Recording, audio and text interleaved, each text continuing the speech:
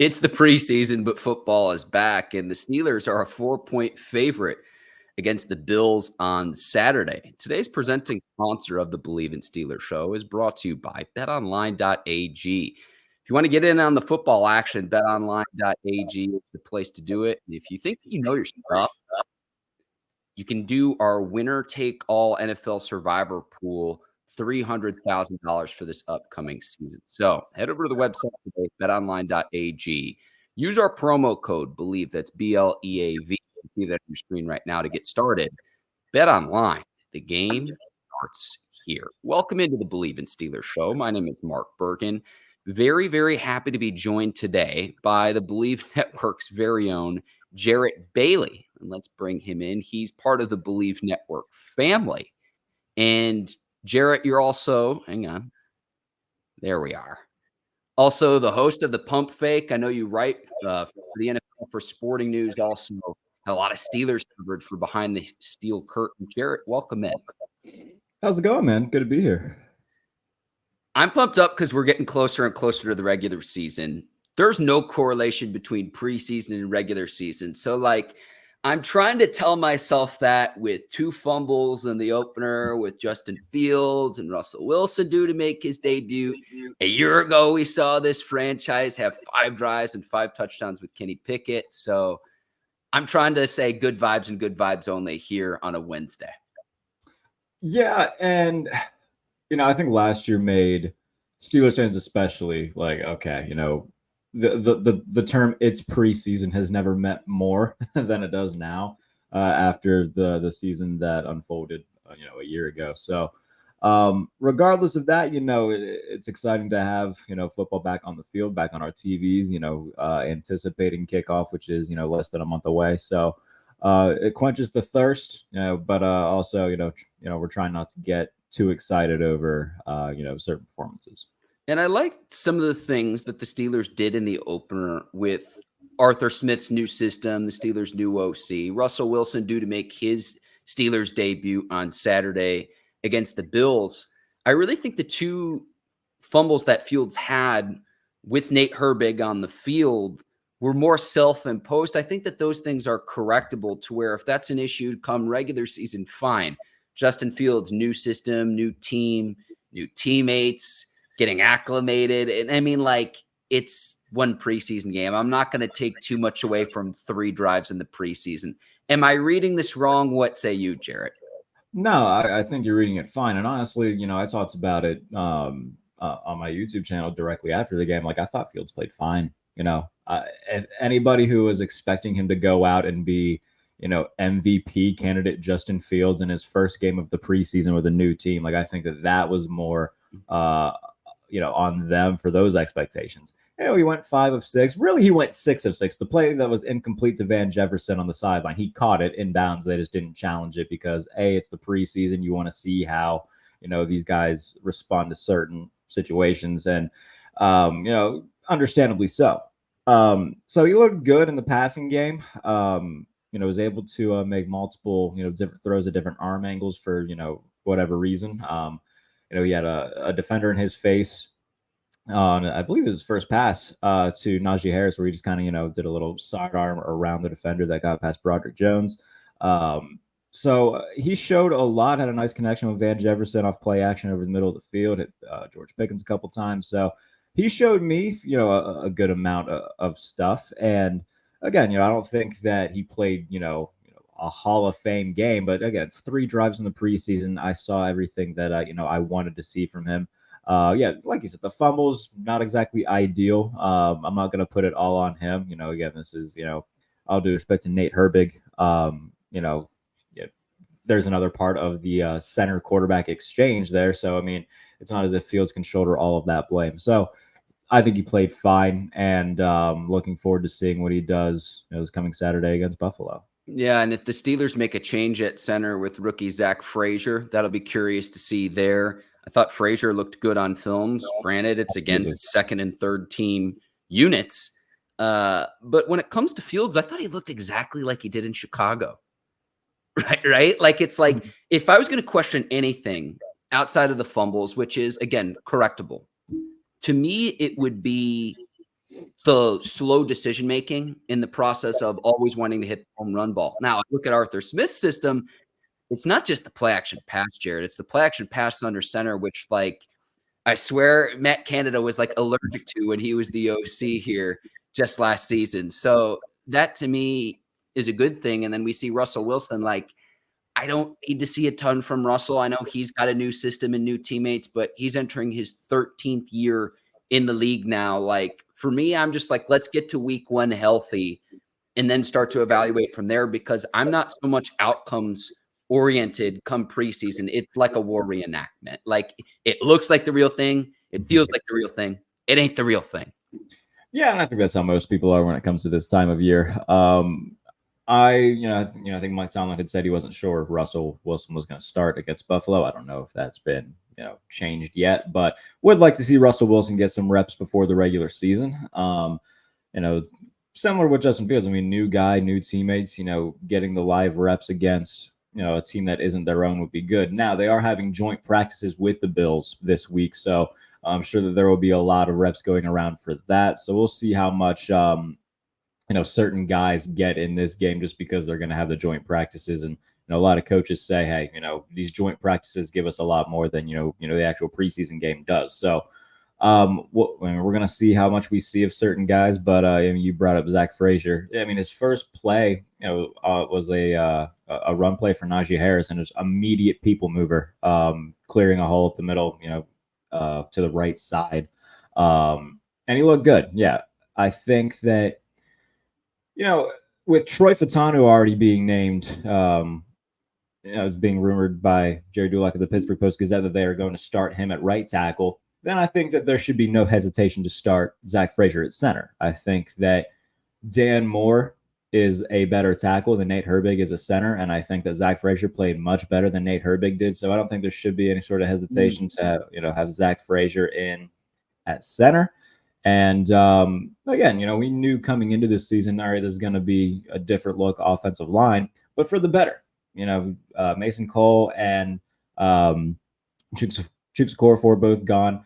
And then, they drafted tackles in consecutive rounds for a reason. It's because they know that, Dan Moore is not exactly a starting quality offensive tackle. So I think making sure that Fautanu's on the field once he gets back from the knee injury, making sure that Zach Frazier is starting. Yeah, it's going to be a young unit, but I think trial by fire is better than not having them on the field at all, and putting inferior players out there. So looking forward to seeing how much we see them on Saturday and where that takes them going forward. The Steelers always do a nice job of bringing their rookies along and not putting too much too soon on a rookie, because once you're a starter in the league, you're a starter for pretty much the rest of your career.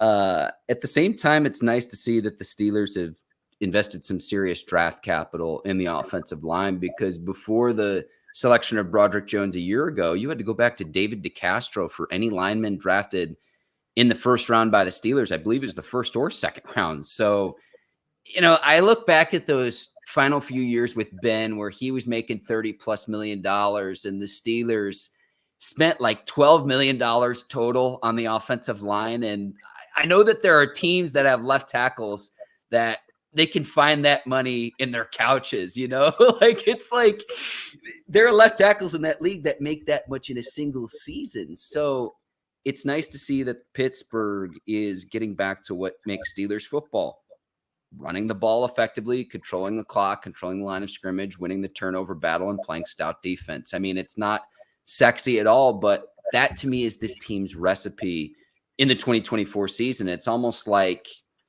what the Jaguars did a few years ago with Blake Bortles and company, where it was like, let's run the ball with our running back Leonard Fournette, kind of protect the quarterback and have a damn good defense, turn the ball over, and we're going to win more games than lose with that recipe. Now, will that win you a Super Bowl this year? Probably not, but I still think that you can be a playoff football team and be a very good team at that. Yeah, and as a fan, I'm looking at it as like, I'm not going into the season expecting them to win a Super Bowl. No. That's not it's not Super Bowl or bust for the Steelers. However, do I think that with the upgrades at offensive coordinator, quarterback, offensive line, making an already great defense better with the additions of Patrick Queen, Deshaun Elliott, Peyton Wilson. Do I think that they can win a playoff game? Yes. And if they win a playoff game, I will be incredibly satisfied with how the season goes. And now you brought up the style of offensive attack where it's okay, we're going to run the ball and lean on the defense. Well, they've done that the past couple years, and now I think it's just getting a little bit of an upgrade with Fields and Wilson, where the quarterback play is going to be much better. I mean, there's talk in Philadelphia about Kenny Pickett not even being the second string quarterback, potentially being the third string quarterback behind Tanner McKee. And obviously Mason Rudolph is now the backup in Tennessee, and Mitch Trubisky looks horrible in Buffalo in his first preseason action. So that's what the Steelers had to deal with last year, and really the last 2 years. You bring in starting caliber quarterbacks in Fields and Wilson. I think that will give them a little bit more offensively, and obviously Arthur Smith, who, by the way, called a great game in the preseason opener.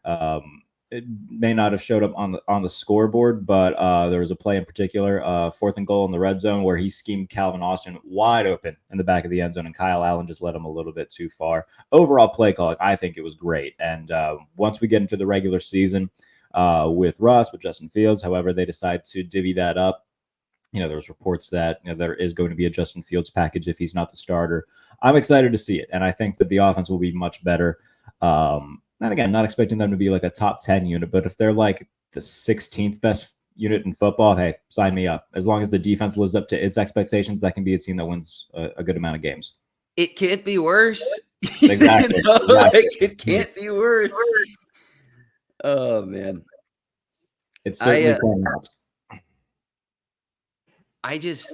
To me, even when Fields was on the field playing on one of the drives, the crossing route, the play action pass under center to Van Jefferson, I'm like, where has this been in this offense for years? And I'm a Mike Tomlin fan.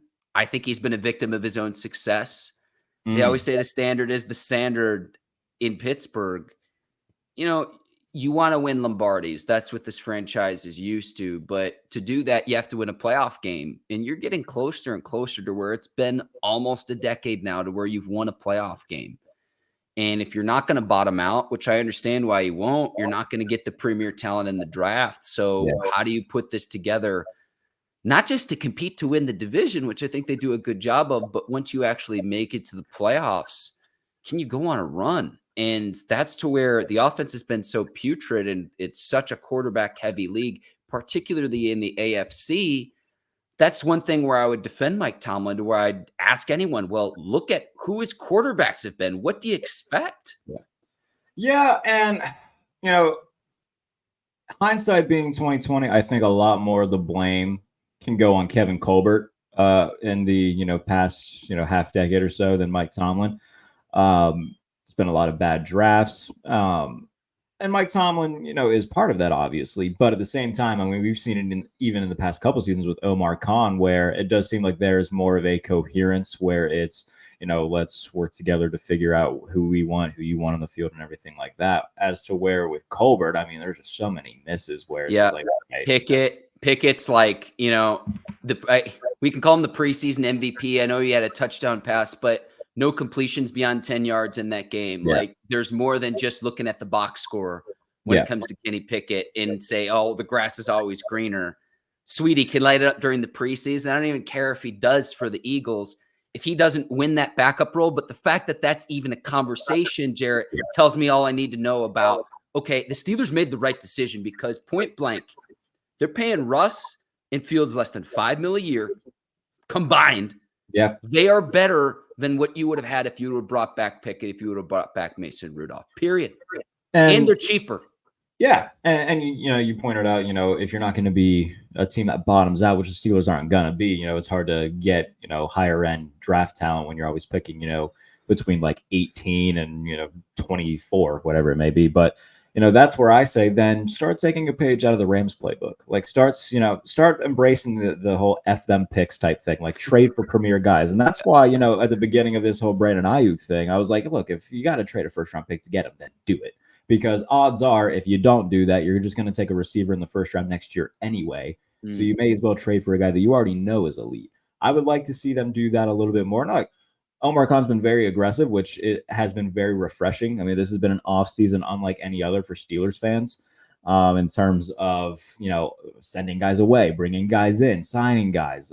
Patrick Queen got the largest external contract for a free agent in Steelers history this offseason. So it's definitely a new day when it comes to how they attack roster building. But I would like to see them, embrace that, sort of, okay, well, let's just trade for guys that we know are good rather than, especially now because TJ Watt's going to be 30. Minka's not getting any younger. Cam Hayward is on the final year of his deal. And this could very well be his last year as a Steeler. While you have, younger guys on that side of the ball too, like your biggest cornerstone piece is you can't keep playing for the future. You got to be in win now mode. So I would like to see them get aggressive and try, even if it's not Brandon Aiyuk, try somebody else. Because, a great wide receiver can change the dynamic of this offense, and it helps you figure out if Russell Wilson and Justin Fields are the future. And if they're not, then you at least know that going into next year, you can try to get somebody else. Let's keep it on the Aiyuk trade rumors because we could go down memory lane with Kevin Colbert's hits and misses, but let's talk the here and now. To me, it's like take a crap or get off the pot. That's a good great analogy. So, because this has been going on for at least a month now, and it's like depending on the day and the week. Oh, brother, it's been going on for 4 months. I mean, there was talks about it ahead of the draft when Aiyuk tweeted directly at Tomlin saying, and people are saying we look alike, and then every Steelers fan in the world's like, oh, it's happening. It's going to happen. And then there were rumors during the draft that the Steelers thought that they had a deal in place. Things fell through. And then the whole circus that's ensued over the past few months where it's just like, okay, there's a deal in place, but the 49ers still think they can sign them, so they haven't agreed to it. It's just been a mess and annoying, and it's very irritating. So I'm very much with you on the, all right, either do it or don't.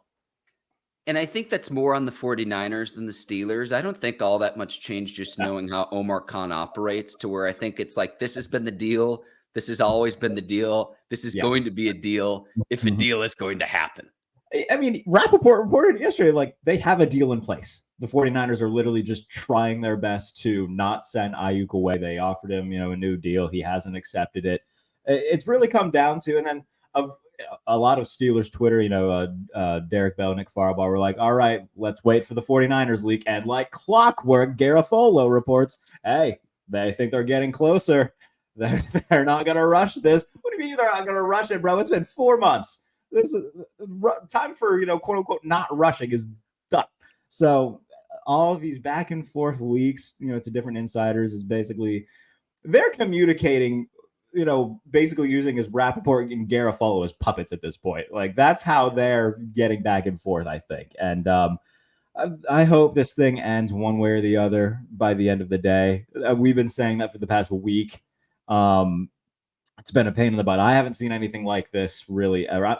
I'm tempted. I was thinking about yesterday, like texting just like a few agents being like, have you ever seen anything like this? Have you ever dealt with anything like this? Because I don't remember seeing something like this where like a star player is just, by the way, shout out to Brandon Aiyuk because he's used all the leverage he can to his advantage to make as much money as he can when this is all said and done. So typically that's true. That, but my goodness, this has been exhausting.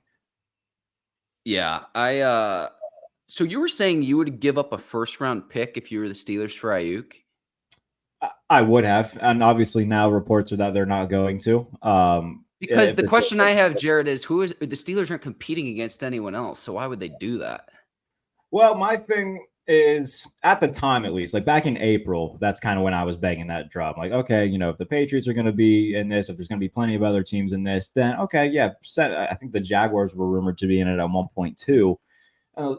My whole thought process was, okay, well, if a first round pick is separating you from these other teams, then yeah, do it. Absolutely. Because you're going to take a receiver next year anyway. Now, obviously, being that they're the only team in the running, you can kind of, pull your chips back to the table a little bit and kind of be like, okay, well, let's try to figure out something different here. Apparently, the 49ers were asking for a 2 and a 3. I would do that without hesitation. And if you got to sweeten up the deal a little bit, give them a 5 in 2026, and maybe give them both of the 7s you got from Philadelphia. I don't care, just get the thing done. So as the process has gone on and the Steelers became the only team, if you don't have to give a first round pick for them, obviously don't. But at the beginning of it, when they were vying against other teams that were reportedly in the mix, I was all for giving up a first round pick for them. See, the price I look at, and this is a little bit of a different scenario, is the Bears trade for Keenan Allen. The Bears gave up a 4th round pick for Keenan Allen. Now, it's a little bit different for a few reasons. Yeah. Keenan Allen's in his 30s. He's older. He is more injury prone. And it's essentially a 1-year rental in Chicago, meaning Keenan Allen's in the final year of his deal. He'll probably be on another team in 2025. If you trade for Aiyuk, like in the Minkah Fitzpatrick deal, you likely work out a long-term contract where when he comes over to Pittsburgh, if you're to do a deal, you'd likely work out a long-term extension. So that's kind of where I put the litmus test of the 4th round pick. I would have never given up a 1st round pick. Like, I think a 3rd round pick, you could convince me to do it.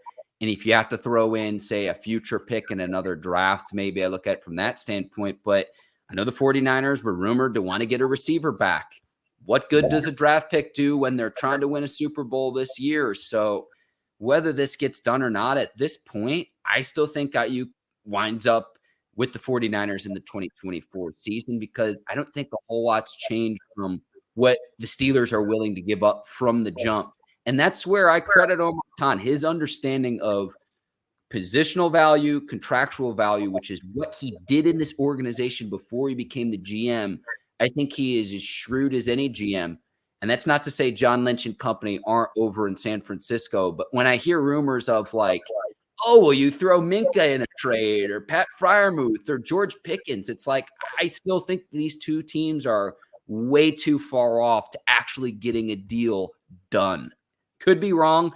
I just gave myself the podcaster's curse, though, Jarrett, because as soon as I publish this, we'll probably get news of some sort that the situation in the scenario has changed. Well, selfishly, I hope so. Like I said, I mean, the way that Rappaport was talking about it yesterday is that whatever deal Omar Khan proposed, the 49ers said, yeah, okay, that's fair. If and when they decide to pull the trigger on it, then it's done. I think the holdup right now is just, okay, we're going to still continue to try to agree to a deal with him. And if we just can't, then sure, we'll take that trade package. My guess, if I had to guess, is it would be a 2 and a 5 this year and a 3 next year. If I had to guess, I have zero inside sources on that. I'm just kind of spitballing. I kind of looked at the Christian McCaffrey deal and said, okay, it could be similar to that, just not as much capital in return. And I think that's kind of the trade I based it off of. But even if you wanted to do something where, if they wanted to bring a 3rd team in or whatever, like there's reports that, okay, if they wanted another receiver, maybe they try to, bring in the Raiders and try to get Devontae Adams, or maybe they, call the Broncos and try to, see if Cortland Sutton is on the table, whatever it may be. Hopefully it gets done, because this is, like I said, it's dragged on for a while. In terms of them calling, how about George Pickens? So that would be kind of redundant for the Steelers. Yes, it would be an upgrade, but it would still leave them more or less in a similar spot that they're at now, needing another receiver. I'll tell you this: if not for having to do a little bit of financial gymnastics for it, and I know people are going to disagree with me in this wholeheartedly, and that's okay. I love it. I love it. Lay it on us, Jarrett. Go ahead. But if they were to say, "Hey, we'll do 3rd round pick and Alex Highsmith for Brandon Aiyuk," I would have been like, absolutely. Sounds good to me. Because I think Nick Herbig is more than capable of being a starter. And I think the fact that they have him would have given me so much more confidence in doing a deal like that. And plus that would help out San Francisco getting Highsmith opposite of Nick Bosa. I think that would have been totally fine. But with the extension and everything, that would, put the Steelers a little bit, and they'd have to eat a decent amount of dead money. I think they'd have to eat like $20 million in dead money. So I think that kind of takes him out of the equation. And by the way, nothing against Alex Highsmith. I like Alex Highsmith. It would make me, I would be totally fine with it because of Nick Herbig, and I think that he's going to be a stud.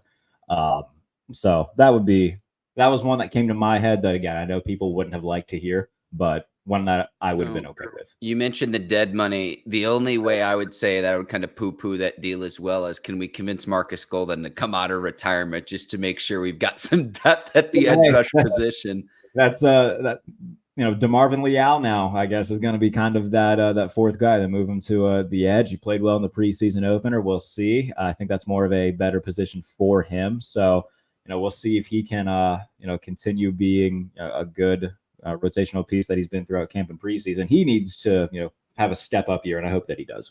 Yeah, I mean, he dominated the SEC long enough. It's like, let's see this at the NFL level. What are you looking for on Saturday night when the Steelers play the Bills? Are there any positional matchups, players that you're watching?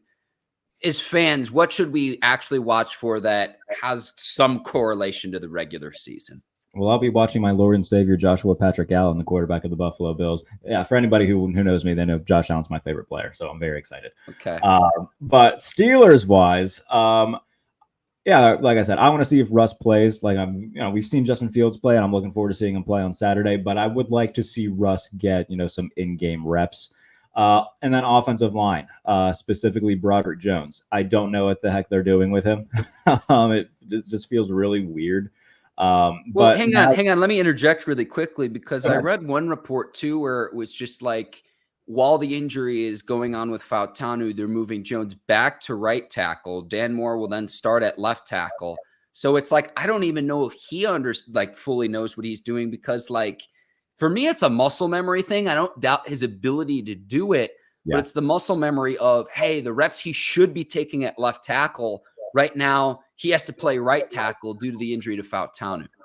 Yeah, and I think this whole thing has just been mismanaged from the jump. And it comes back to the whole, making rookies, quote unquote, earn it. I think that's so dumb, especially in today's day and age. You drafted both of these guys for a reason. I think they should have just gone into training camp or even OTAs and minicamp saying, okay, Broderick, you're the starting left tackle. Troy, we drafted you to be a tackle. You're the starting right tackle. That's how it is.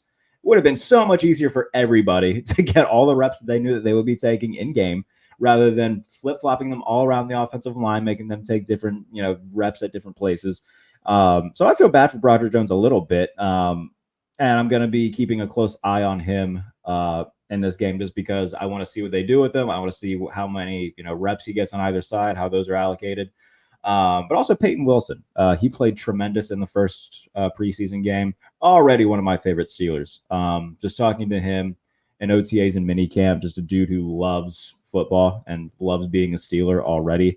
And I think a guy that has the potential to be an all-pro at this level. So in his first play against Houston, he had a tackle for loss. So it was pretty poetic. I'm looking forward to seeing what he does in the second game.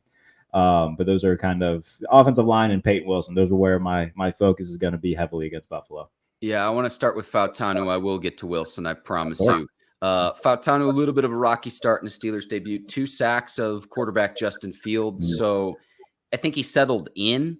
Again, work out the kinks in the preseason, come regular season. I'm still very bullish on him as a tackle in this league.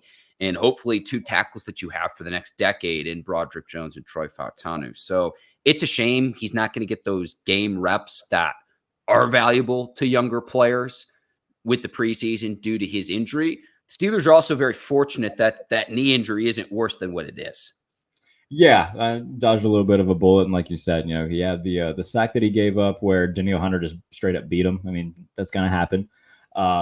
I would rather him get those welcome to the NFL moments out of the way in August rather than September. So, I'm not too terribly worried about that. I think that he'll be okay. Again, when you look at the tackle situation for Pittsburgh, I think the 2 best ones that they have are Broderick Jones and Troy Fautanu. I don't think that they should keep playing this Dan Moore game because, again, they drafted tackles in consecutive drafts because they know Dan Moore isn't capable of being a good starter. So I don't think that this should be a game that they continue to play. And from the side, making Fautanu the starter, I don't think they're just going to, for some reason, bench Broderick Jones. So I think he's going to be the starter at left tackle when the regular season starts.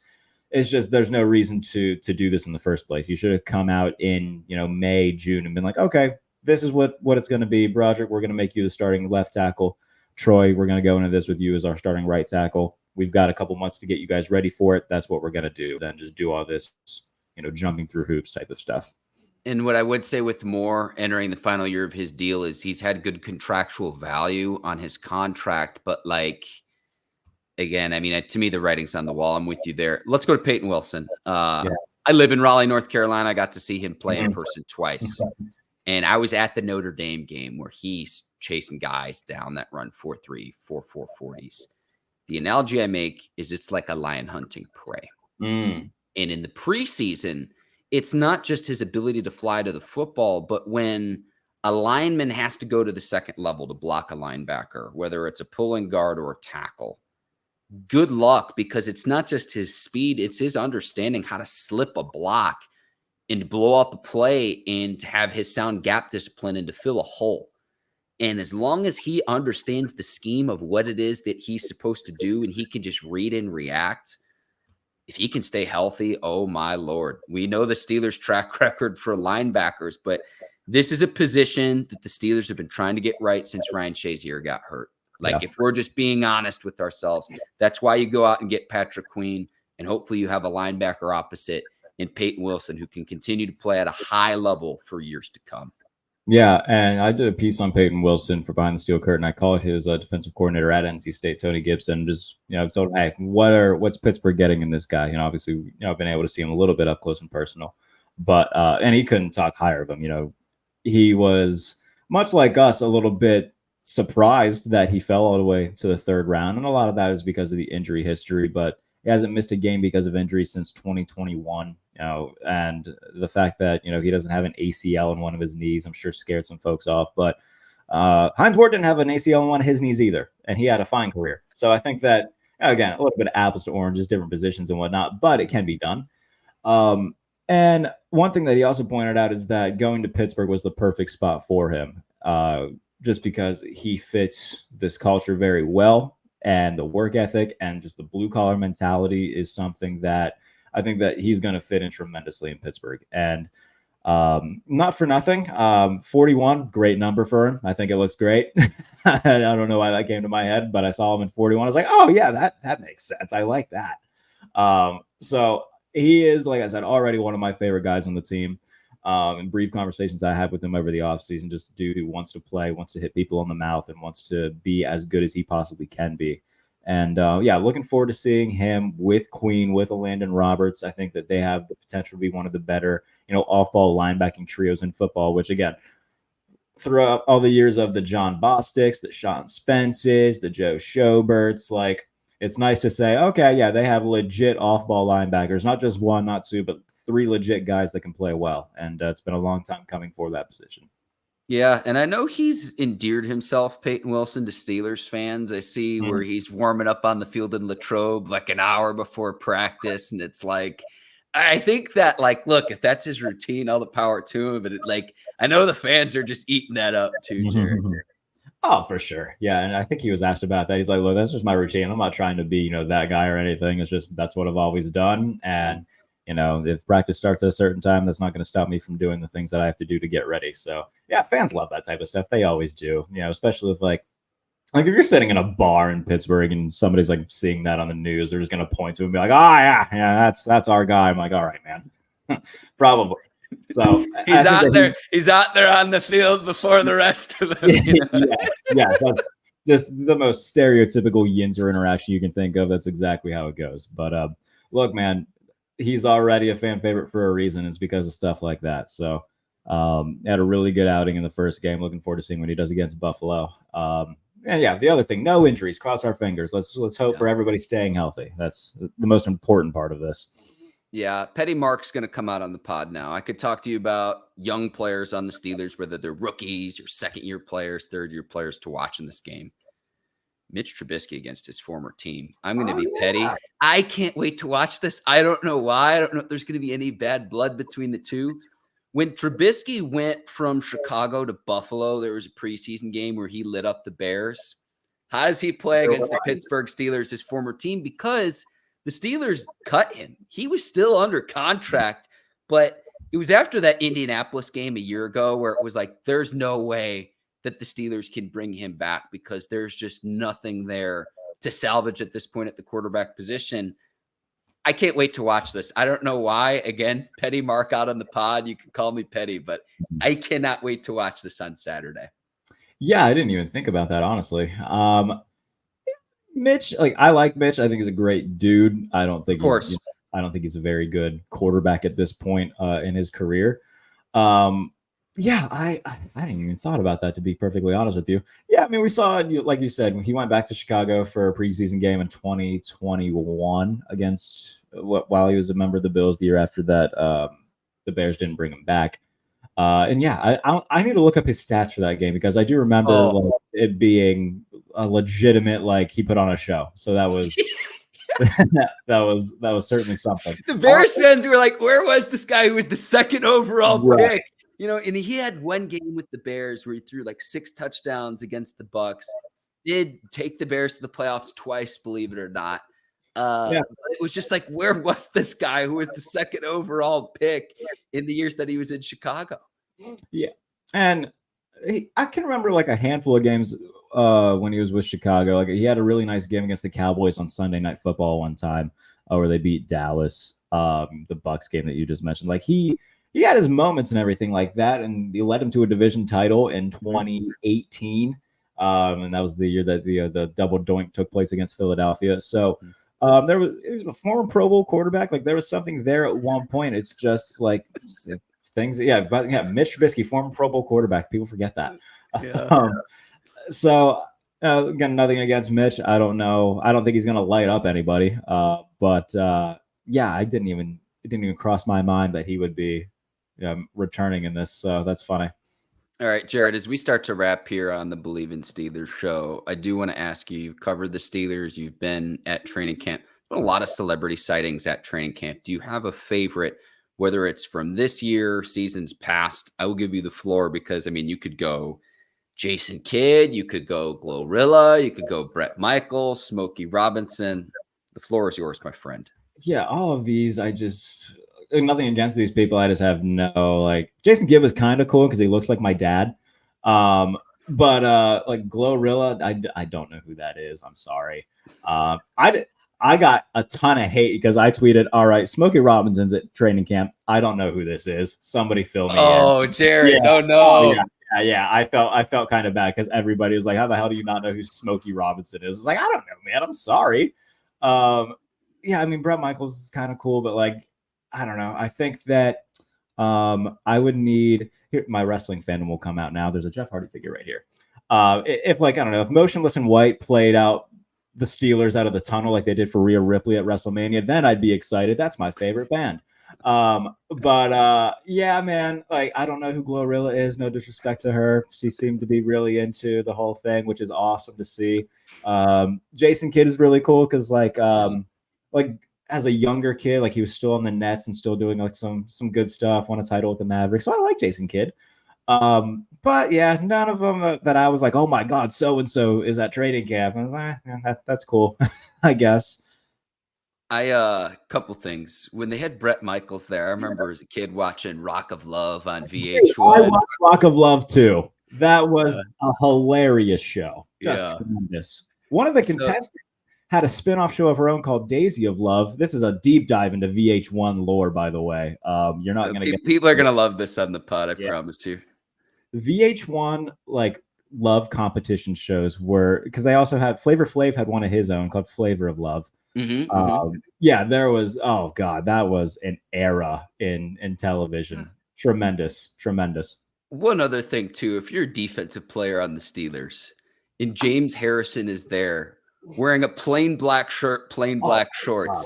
You want to turn up the juice at practice and training camp? Like, let's put on the pads. Let's go, Jarrett. Like, I'm fired up just seeing that. And it's like, let me land here. I swear to you, I think James Harrison could still play in the NFL, at least between the 20s. Oh, yeah. And I don't even think he would need pads. Well, I mean, yeah, you look at him. He was on Ben Roethlisberger's pod this past season, and he said, "Yeah, I only work out one day a week now." And I think his co-host was like, "Do you work out for the full 24 hours of that day? Because you're still huge." Like, geez, just seeing him in blank clothing, walking around, just staring at dudes, like that would be enough to be like, "All right, I need to hit somebody today, or else James is gonna like do something." So. I get more excited for the former players there than the celebrities. Like I get more hype for James Harrison and Ike Taylor, and Troy Polamalu was there for a handful of days. So that stuff's much cooler to me than the celebrity sightings. I think it's always cool when guys come back. Obviously, Ryan Clark, the pivot guys were there. So that type of stuff is always cool to me to see, all these guys come back. Just because, especially that era where, I was a kid watching them, growing up, and now, being 25 and seeing, guys that I watched as a kid coming back, it's just really cool. So I get more hype for that type of stuff than I do Glorilla, respectfully speaking. Sure. I can't wait to talk to Ike when he gets back, because he's been in Latrobe full bunker mode, to where he's there as part of his scouting responsibilities. And like when I see he's taking photos with, Smokey Robinson, when I see he's on the field with Troy Polamalu and Minka Fitzpatrick, it's like, Ike, let us be a fly on the wall for a minute. What are those conversations like? Yeah. I talked to him a little bit during mini camp. And he's just happy to be there, man. Like, and that's the thing that really great is, like, it's just cool to be around football. It's awesome to be around the Steelers. And he's one of those guys that just loves this. I mean, he was on the pro day circuit with Tomlin, working with DBs and everything like that. Like, he's addicted to that, and that's really cool to see him still around it and be a part of it. So always love seeing Ike. It's always cool to see. Yeah, he's truly one of a kind, and just the relationship I have with him, Jarrett, it's like you talk to other players, other former players, and they're like, oh, training camp, 2 days, just the brutality and really the mental toll it takes on you. I've never heard him say that he didn't enjoy training camp. And someone who truly loves the process, truly loves the work that it goes into the preparation of, we see the final results on the weekends, on Sundays, but everything that goes into that leading up to that point, the behind the scenes, it's great to get their perspective. I think that's the reason why, and we'll see the Steelers on Hard Knocks, but why the Hard Knocks series is so popular, where you get that behind the scenes access that the public and even football fans as a whole don't generally get to see, of all of everything that goes into where, hey, what is on the field come Sunday. Yeah. I can't wait for that Hard Knock stuff, by the way, man. That's going to be, it's going to be great. Have you watched any of the Bears? I haven't. I think that the newer seasons of Hard Knocks, I'm not like turned off to it by any means, but I much preferred like the older ones, like the Cowboys ones, the Rex Ryan Jets ones. Like those were always loved, like around this time of year too, like in like June, July, they'd like put them on NFL Network, like a marathon ahead of training camp actually starting. So I haven't watched any of the Bears ones. I see people, tweeting about it and everything like that. And I see like clips, but I haven't like watched it intently. I will be watching the AFC North in-season Hard Knocks pretty intently. Just to see if my face appears on it if I'm at the facility during a day or so, just because I want to see. I love that the NFL played it off as, oh, no, we didn't mean to put all the AFC North games at the end of the year. And then 2 days later, they announced, oh, by the way, the in-season Hard Knocks is the AFC North. Like, oh, okay, NFL, good try. So I'm looking forward to seeing it. And, I think that will be, I know a lot of people were complaining about that as Steelers fans. I think that actually benefits them to a large degree, where you can play Joe Burrow and the Bengals in maybe less than ideal conditions, which will kind of take them down a little bit of a level and kind of make things better for you. So I'm happy with the way the schedule turned out. I think that benefits Pittsburgh, and if they can get off to a hot start and maybe make another run at a playoff run and hopefully win a playoff game. That's again that will satisfy me more than anything, is just end this playoff drought. Yeah, I'm with you there when it comes to the Steelers standpoint. I would say, though, check out Hard Knocks. And I mean, it's a huge Caleb Williams infomercial, but it's fantastic, man. I mean, I'll say this too, as we wrap here. You mentioned the Jets. It's not quite lunchtime, but it seems like it's like the perfect time for a snack right now, Jarrett. They are such an interesting team. They traded for Haason Reddick. By the way, there's this big conspiracy theory that the Eagles just put a giant rib on the Jets because they traded him on April 1st, knowing that he needed a new deal. And the Jets knew that he needed a new deal. Haven't given it to him yet. And he's saying, okay, trade me again. I'm not showing up without a new deal. And they're saying, we're not trading him. So someone put this out on Twitter. They were like, what's the most trade requests of players made in the offseason? I know AB had like 4 teams in 2 years. I was trying to think of any other player where it's like, where something, we mentioned the Aiyuk trade, but like another scenario where something like this has happened where it's like, hey, trade me. I don't know about trade request, but I want to say Randy Moss played for 3 teams in 1 year. What year was that? It was like 2011, 2012, where he went from New England back to Minnesota. And I don't think he finished that year with Minnesota. I think he finished that year with the Titans. So I think that he had a 3-teamer in 1 year, which is pretty rare, especially for like a star player. You mentioned the AB thing. Like he was originally going to go to Buffalo, and then he said no. And then they sent him to the Raiders. That lasts not even a month, I think, because he didn't make it to the regular season. And then New England, and then he gets cut from New England. And just everything was, I guess I can kind of qualify as a 3-teamer in a calendar year. Yeah. Jarrett, you've been fantastic. If there's anything that you need to plug, I know you've got the pump fake over here with the Bleav Network. You're an NFL writer for Sporting News. Also, you've got great Steelers coverage with Behind the Steel Curtain. The floor is yours if you need anything else to plug, but thank you for your time today. I appreciate you having me on, buddy. Follow me on Twitter at JBaileyNFL, doing a lot of stuff for Sporting News. Did a deep dive into the Bills offense. So pretty proud of that. Go read that. Also did a big piece on the Chiefs, as well as the Dallas Cowboys. And I'm currently working on a piece on what I think the Jacksonville Jaguars offense could look like this year, and a lot of new intricacies there. So all that on the Sporting News. You can subscribe to my YouTube, which is the same as my Twitter handle at JBaileyNFL. A lot of Steelers stuff on there. About 2 Steelers shows per week. And then you can watch every episode of the Pump Fake on the YouTube channel, as well as listen to it wherever you get your podcast, part of the Bleav Network as well. So read all the stuff I'm doing at the Sporting News, Behind the Steel Curtain. Subscribe to the YouTube, listen to the podcast, do all that fun stuff. But if you want the hodgepodge of where you can find it all, follow me at JBaileyNFL on Twitter. Jarrett, thank you for your time. This has been another edition of the Bleav in Steelers show. My name is Mark Bergin. If you enjoyed listening to this, Apple and Spotify, 5 stars and 5 stars only. You can also hit that subscribe button on YouTube. And I'll be back later this week talking Steelers and Bills, due to have another special guest. Hoping to get Ike Taylor back. We've got more guests lined up here before the start of the regular season, so keep it here on the Bleav in Steelers show. Talk to you later this week. Until then, take care. So long, everybody.